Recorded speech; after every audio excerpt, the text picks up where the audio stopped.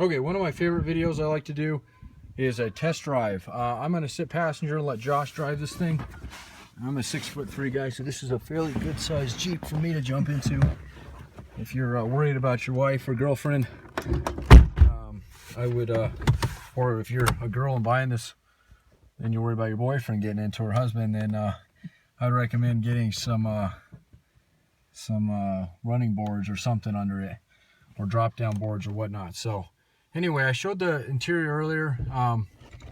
He's gonna go ahead and fire up here, and we're just gonna take a quick test drive. I want you to be able to hear it when it's under load.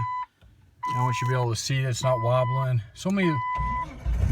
I own a Jeep yard, and I'll tell you, most of the Jeeps that we get in to repair, the biggest problem with lifted Jeeps, they're not done right and they shake like crazy going down the road. So the fact that you can take this thing down an interstate at 80 miles an hour and then jump off road with it and it outdo any new JK, you're going to be amazed by it. It does have the front rear locker, so literally the capability behind this thing, this will probably outdo at least twice, if not more, what a JK will do. So all right, so I'll shut up so you can hear all the creaks and crannies on it.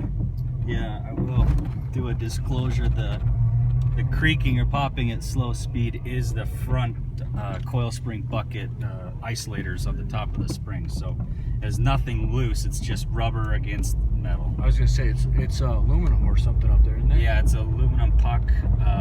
They're JKS manufacturing coil spacers, but factory rubber bushing isolator on them.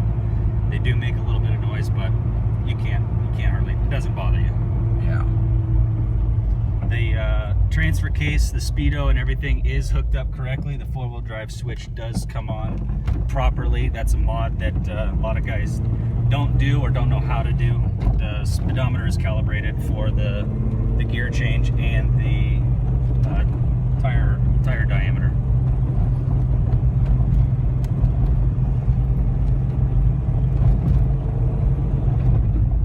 No check engine lights or anything like that on it. It's got great oil pressure, temp gauge. All the gauges work perfect in it.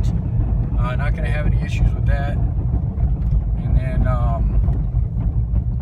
do a little quick acceleration here just to kind of show how hard she pulls. She's not a dragster, but she will get out of her own way. With 37-inch tires, it's pretty impressive to have something that'll move. So.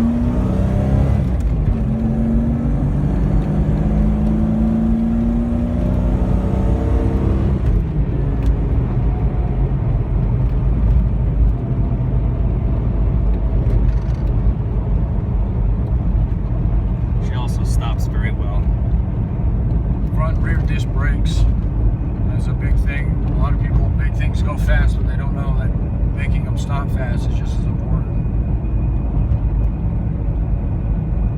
And then there's no, I assume, I haven't driven it, but turning radius as far as does it rub anywhere? No rubbing, no clearance issues with anything. A lot of, again, once again, seeing so many Jeeps most of the time. She doesn't sway when you take a corner hard. She just... No, it's stiff. It rides like it should, like a new Jeep would. Get up to about 60. Show how smooth the steering is. I can drive this Jeep with one finger hardly touching it. The tires are probably a little overinflated, but... These are all really, really important things when it comes to a Jeep that's been modified. See that? There's no hands on it. That's a really important thing I can't express. This biker not hitting is important too, though.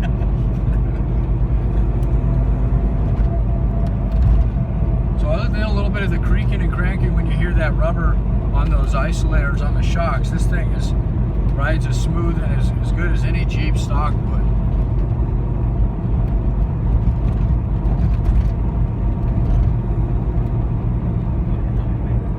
What was that? Hit the highway. Yeah, you can probably turn around. This is probably good. So we brought it up to about 60 miles an hour down there, and whatnot. There is a highway down the road. Sometimes I go down to, but I think it's unnecessary now. If you have any questions, comments, or concerns about anything you've seen or heard or want to know more about, please feel free to.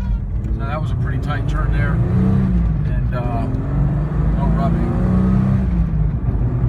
This is third gear. Obviously no grinding. That transmission recently rebuilt. Again, it's a 4.6 stroker. There's not 4 liters are good and they're torquey as hell, but they won't get a 4 liter to act like this one. Not pushing 37-inch tires.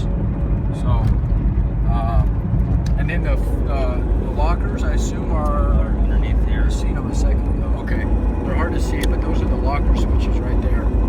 It does have a Novak adapters cable shifter on the transfer case that eliminates all binding on the factory linkage with the swap. Okay. I actually have a question about my Jeep for that. So let me wrap this video up.